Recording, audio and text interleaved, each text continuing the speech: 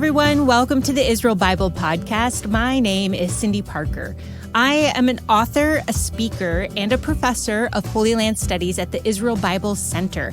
And I'm passionate about reading the Bible in the physical, historical, and cultural context of its day. And I really love having these sorts of geeky conversations with people about new things. So in this podcast, I'd like to invite you to join me as I sit down each week with other faculty members of IBC to discover new aspects of the Bible. This week, I am joined by the founder of Israel Bible Center, Dr. Eli Lizorkin-Eyzenberg. He has written so many interesting courses for IBC, so it's always a bit challenging to decide which course I want to highlight. In the previous 2 episodes, I highlighted Jewish Insights into Scripture Part 1. But today, I want to dip very briefly into his audio course called The Jewish Gospel of John.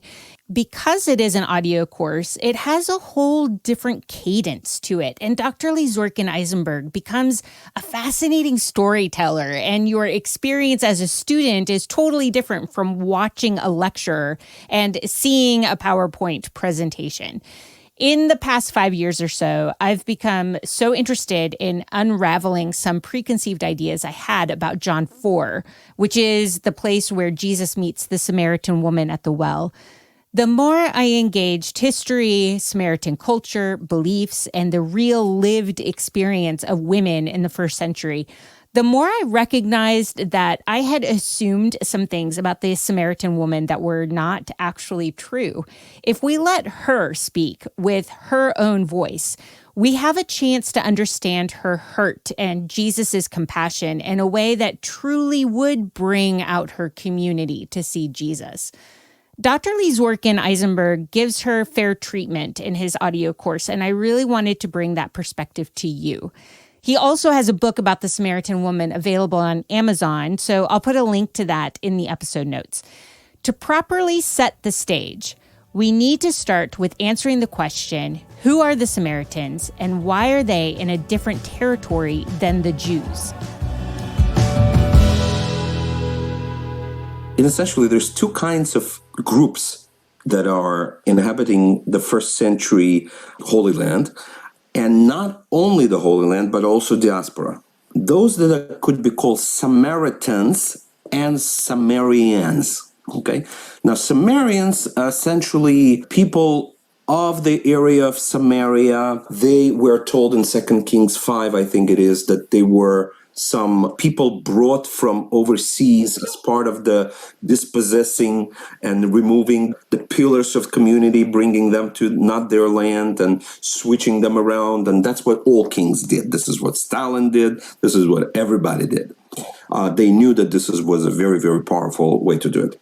Now, there is another group of people that exists up until today. Now, it's barely surviving. It's maybe a couple of thousand people at that. They call themselves the Samaritans. They do not believe that they are the ancestors of those Samaritans, the mixed group of people.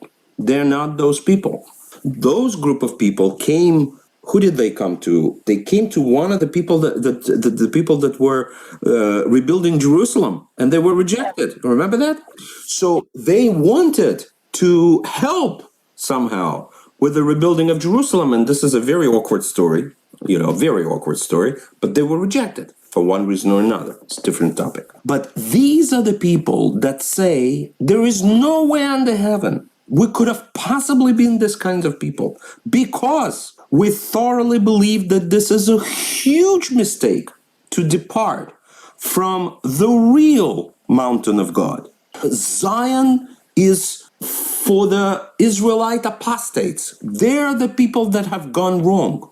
We are the real Israelites. So the Samaritans call themselves Shamronim. And in Hebrew, you're hearing, in Aramaic and Hebrew, you're hearing, they're the keepers of the ancient traditions. Now, it's interesting. They have a Torah, the Samaritan Torah, that's written in the alphabet that predates the Hebrew that we're using today. They also have a Torah. Now, their Torah is extremely similar to the Torah of the Judean tradition. but it is different in some places. I won't go into detail as to where it's different exactly. This is an interesting point. Think for a moment about all you know about the stories of the patriarchs and the wilderness wanderings and the Israelite approach to the land of inheritance. Within the books of Moses, how many times is Jerusalem mentioned? Once. Well, maybe twice, but that's a fascinating geographical issue I don't want to get into right now. Now, think of how many times the city of Shechem and the mountains of Ebal and Gerizim are mentioned. So many times. So if those are the only books you have, and if you have a slightly different version of those books than the Judeans to the south who honor Jerusalem, you can see how this becomes ground for conflict, right?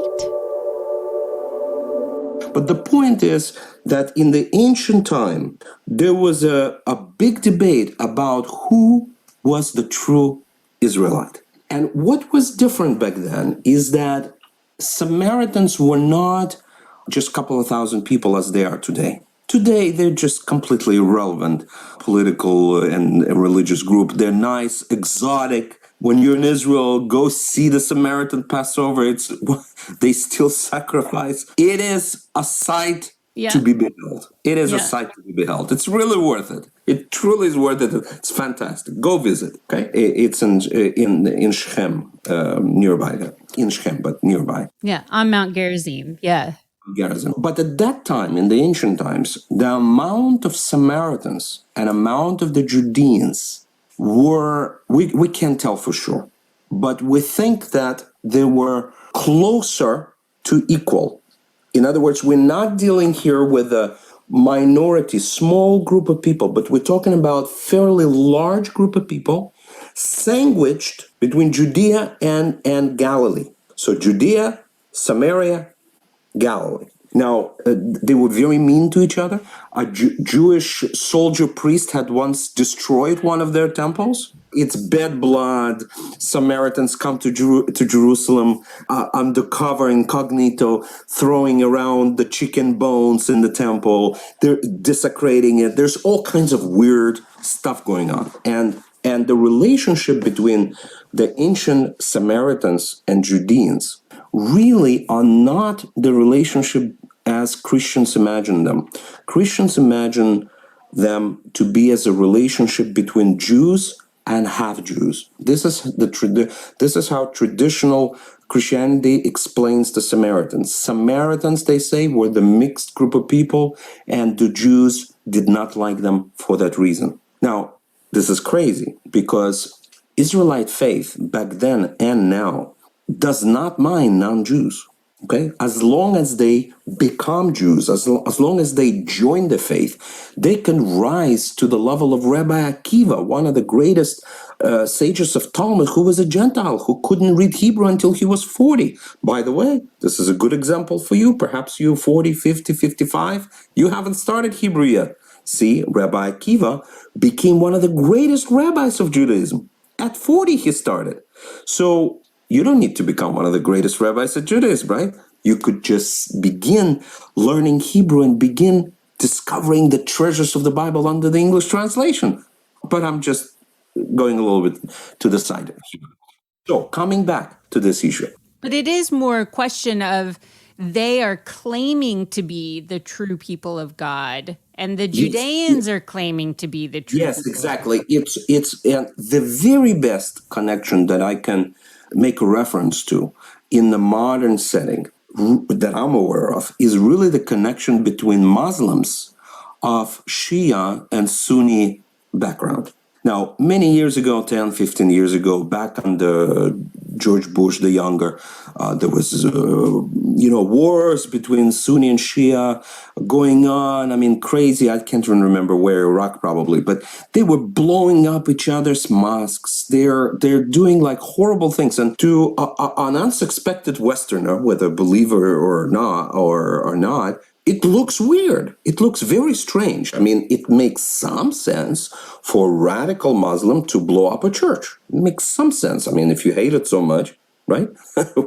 And you want to cleanse the world, God's world, from this terrible evil. Okay, you can do that. That's the justification of the radical terrorism of any kind. In this case, radical Muslim terrorism. But when Muslims actually kill Muslims, right? It makes no sense to us, because we think of Shia and Sunni, like Protestants and Catholics. And maybe it happened once in the 16th century, but not now. But the truth is, they were both Israelites. So to other people, these were all, we can say they were all Jews, but that would not be correct. They would say they were all Israelites, the Judean Israelites and the Samaritan Israelites. And this is why in my course, I almost always refer to the Samaritans not just as Samaritans, but as Samaritan Israelites, in order to keep training person's mind to go away from what they've been taught for so many years, that these guys are not Israelites. They may be quarter Jewish, maybe they have a Jewish great whatever.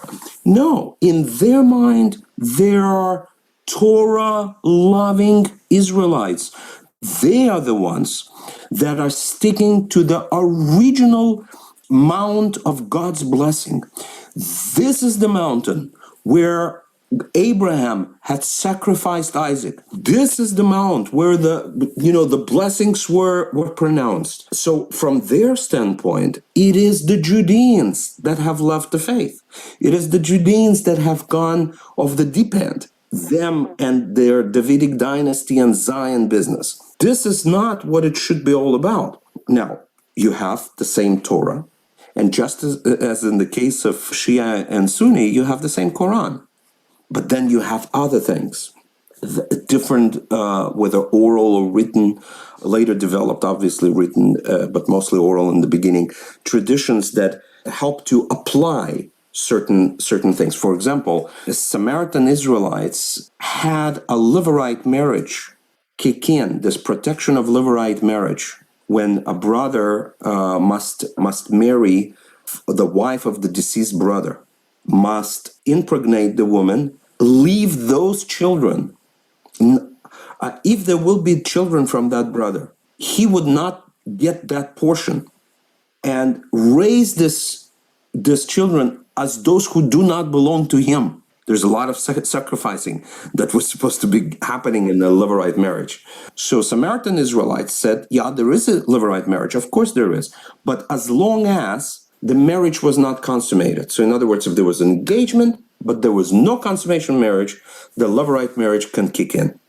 And the Judean Israelite says, are you crazy? No, marriage would have been already consummated, and then the protection of a Levirate marriage in the ancient society is allowable. Now, there's many different things of that sort. Okay, so they would have one Torah, but the application of the law would be sometimes different. And so we have Jesus, as you noted correctly, and pretty much everybody notices when they preach through the Samaritan woman that it was necessary for Jesus to go through Samaria. So why was it necessary? And this is where I think if you take the course, you will be blown out by some of the insights that you probably never thought about, never picked up on before. One of them is that you can't really understand John's gospel unless you read it in the backdrop of the prophecies of Ezekiel. Now, there's nothing wrong with reading it in the background, prophecies of Ezekiel, but why Ezekiel, right? Why Ezekiel? I'll give you one example. You remember when Jesus says that, and whoever believes, out of him will flow the rivers of the living waters, the scripture says. And of course, if you go look for that scripture, you're not going to find it, because there's no scripture like that, unless I was going to say, Jesus is referring to Ezekiel. Yes.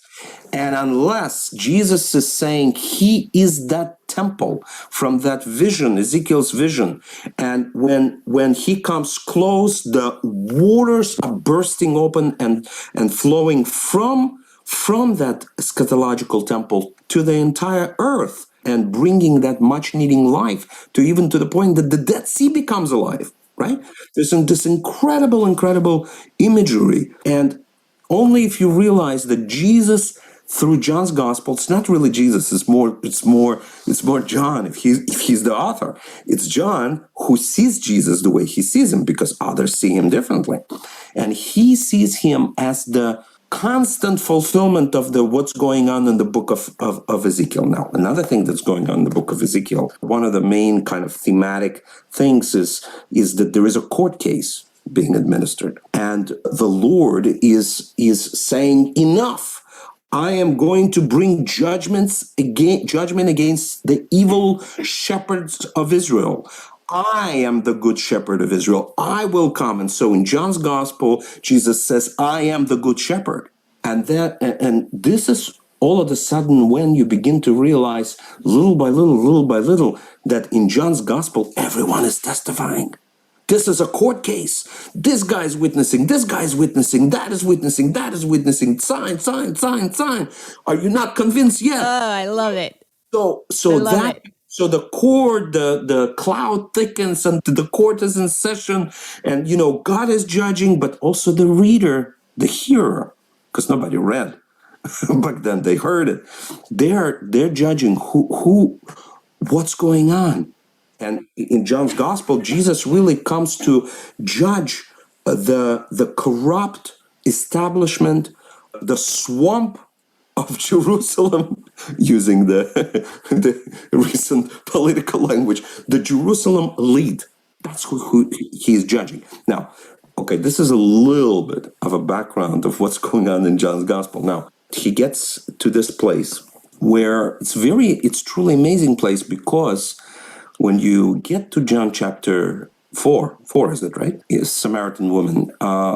We're told almost right away that this conversation between this 30-something Judean Israelite and who knows how old Samaritan woman is taking place near the place of burial of Joseph's bones. And this is amazing, because if you're paying attention, you can go fast, and it's good to go fast, because it's good to read the Gospels in one setting. But just like in the movies, you have to kind of zoom in and go slow on some places. Like in sports, the cameras do that. Concentrate on the moment when the ball enters the gates. And this is the kind of place where you kind of have to go slow and have to say, why do we need to know that? Why do we need to know that what is about to transpire that was so important that Jesus, this is not for you because you know this a lot better than me, but basically Josephus Fly says that it took 6 days for Jews to go from Judea to Galilee. They had to cross the Jordan, walk on the other side, cross it again, and it's 3 days if you walk through Samaria. But the problem is you may get beat up, you may get mugged, it may not end well for you. There's all kinds of problems. So most Jews prefer that kind of way. So therefore, John's statement that Jesus had to go through Samaria, it makes a lot of sense, right? So why is it so important that he had to go? Now, remember in Ezekiel, the good shepherd, it's amazing. In Ezekiel, good shepherd is going to reunite the north and the south, the northern and the southern kingdom of Israel. The Messiah, the Lord himself, when he comes to judge the false shepherds of the house of Israel, he will reunite somehow the north and the south. In other words, you cannot be king of Israel if you are not the king for the entire Israel. And I don't mean the church, I don't mean Gentiles grafted in. This is not what I'm talking about. I'm talking about you cannot be the king of Israel if you are just the king of Judea. You must be the king of the entire Israel. And could it be that this is exactly what's going on here? Could it be that this is why Jesus, as the good shepherd, had to come through Samaria, had to have this life-changing, civilization-changing conversation with this, I don't know what age woman, but certainly not a woman of loose moral standards as we have imagined her to be. How do I know that? Well, first of all, and most of you know that. For most of you, this story bothered you a long time ago already. I'm not the first one that brought out this bothersome feeling. But again, if they've heard things for a long time, sometimes we forget to go back and question them. And so it is good to have the reminder to go back and question, because I also grew up with people telling me that she was a woman of loose standards and was shamed. And I think that's actually not in the text. Yeah. Lots of things are not in the text. Yeah. Like now, how do people argue that she was a woman of loose standards? Well, she was drawing water in the afternoon. Okay, so now, which supposedly the hottest time during the day. First of all, it's not the hottest time of the day. Well, it's the beginning of the hottest time of the day. It's not that big. It's not that hot, actually. Number two, if it was, and if she was trying to avoid other women, other people, could it not be that she was depressed about something, such as losing one husband after another? And I had, believe it or not, I had an aunt, grand aunt. I don't know if it's a grand aunt, and she was like something like a grandmother to me, that was married 5 times, and they were all men died before her.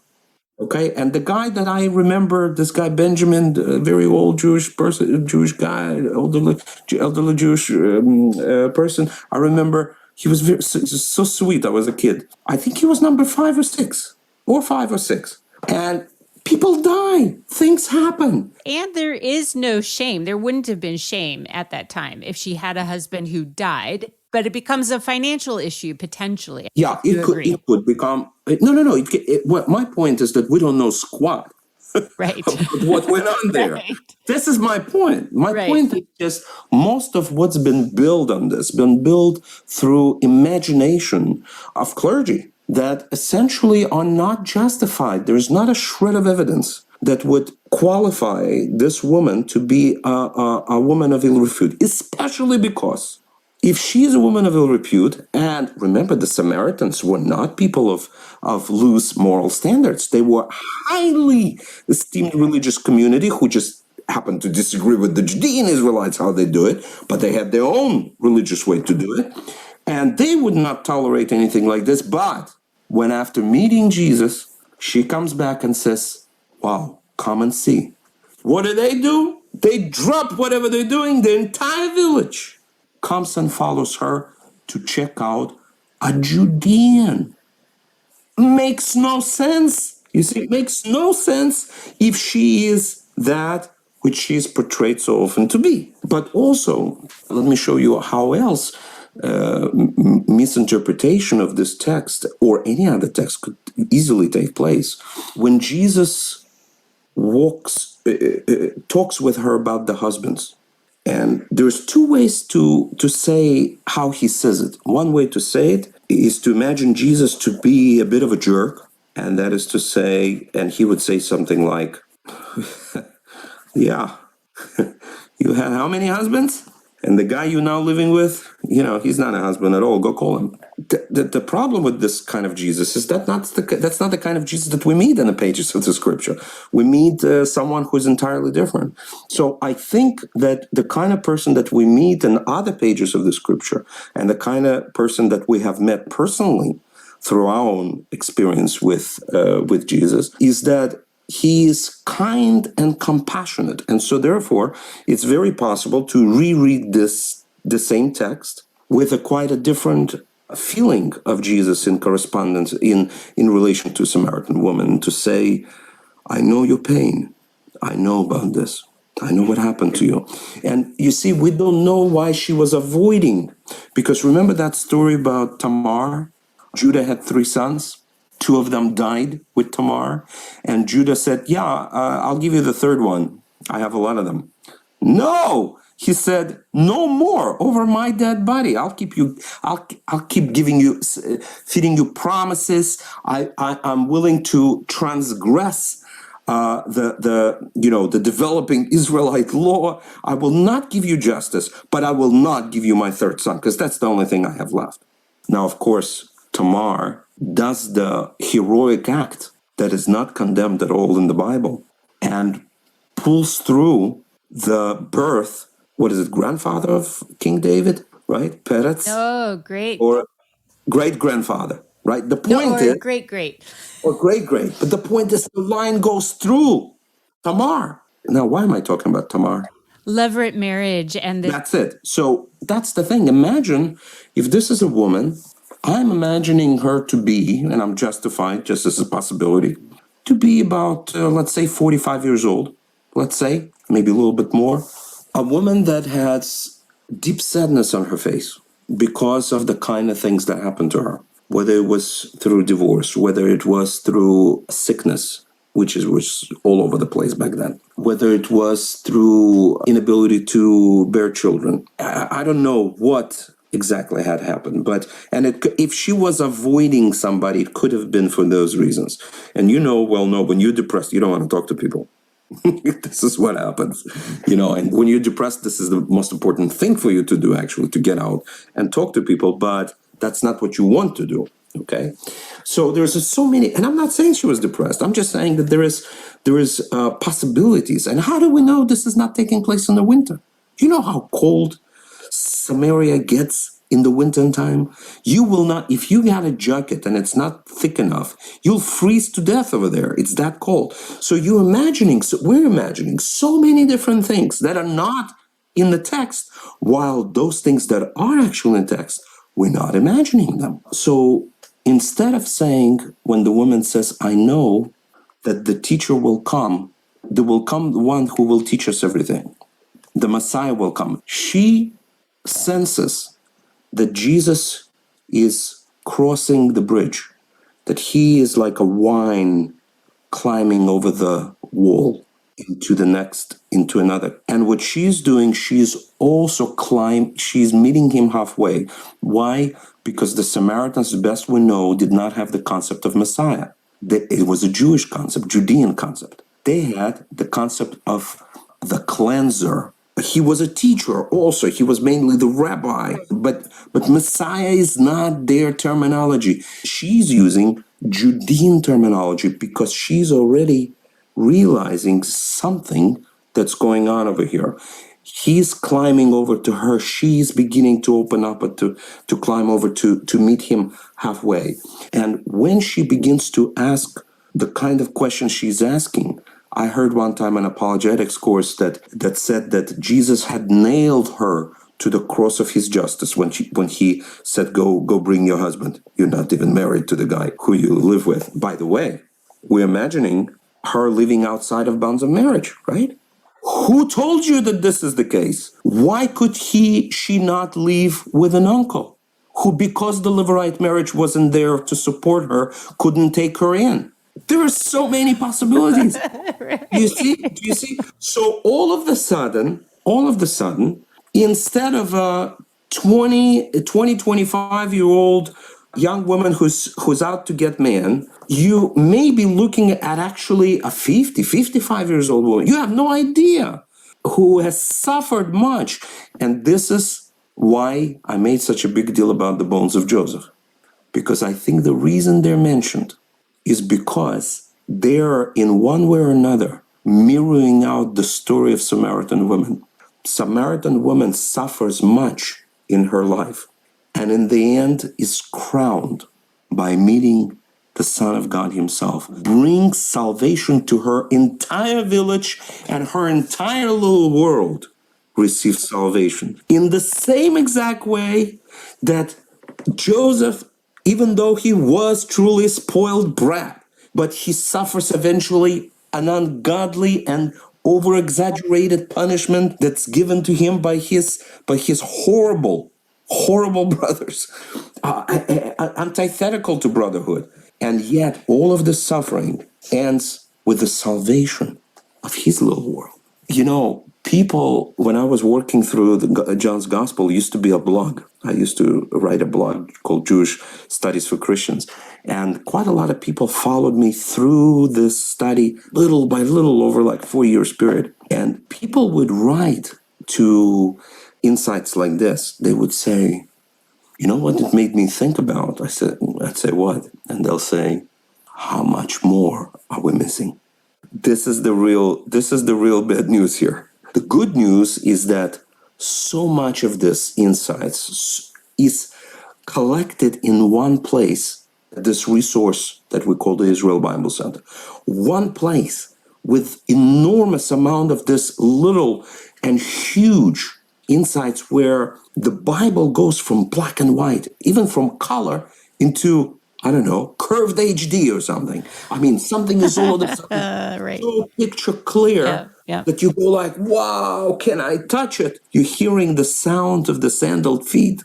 And that's the kind of journey I think that you and I, Cindy, are really inviting the listeners to follow. IsraelBibleCenter.com. They are honestly 5 minutes away from changing their life forever. Perfect. That's a great place to end. Thank you for inviting us even into the audio journey of that course about the Jewishness of the Gospel of John. And maybe even some people didn't know that there were audio classes as well as the videos, because we specialize in having all of these videos that are amazing, but they can also take this journey on the audio version. Exactly. This is also better in the sense that if you don't have a strong internet connection, some people do live even in the Western world, in the places where actually internet connection is not as strong and the audio is a lot lighter. Thank you so much. I know it's really late where you live. We are in opposite places on the globe, and yet it is so fun to be able to come together and have this time to just talk about these really geeky, interesting conversations. They're so much fun for me, so stimulating. So thank you for being part of the podcast. Thank you very much for having me.